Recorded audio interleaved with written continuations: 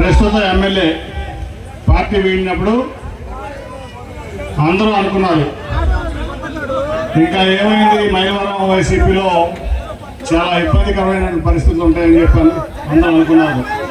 కానీ జగన్ గారి సంగతి ఎవరికి తెలియదు. ఏదైనా ఛాలెంజ్ అంటే ఛాలెంజ్ అవునా? జగన్మోహన్ రెడ్డితో ఛాలెంజ్ చేయగలరా? సరే, నీ దగ్గర వందలాది కోట్లుంటే నా దగ్గర ప్రజాబలం ఉంది. నేను పెట్టిన స్వర్ణాల తిరుపతిరావు పక్కా లోకల్ ఏంటి? పక్కా లోకల్, పేదవాడు, అతి సామాన్యుడు,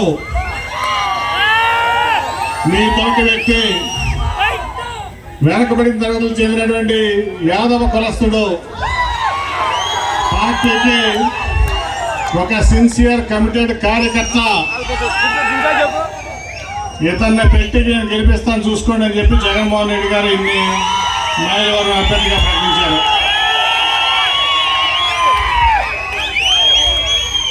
ఆయన పెట్టినప్పుడు చాలా మంది ఇదేంటి, ఇంతకుముందు ఒక అపార కుబేరుడు ఇక్కడ ఉండేవాడు, ఆయన్ని తెలుగుదేశం పార్టీ వాళ్ళు మైలవరం వీరప్పన్ అనేవాళ్ళు, బోడి తవ్వుకుంటాడు అనేవాళ్ళు, ఇసుక తవ్వుకుంటాడు అనేవాళ్ళు, మట్టి తవ్వుకుంటాడు అనేవాళ్ళు. అది మనం చెప్పాలి. ఎవరు చెప్పారు? తెలుగుదేశం వాళ్ళు అన్నారు. ఎవరన్నారు? అటువంటి అపర కుబేరుడు మీద ఈ పేదవాడిని పెడుతున్నారు జగన్మోహన్ రెడ్డి అని అందరూ అనుకున్నారు. కానీ మీరు అనుకోవాలా, కింద పడిపోతాయి.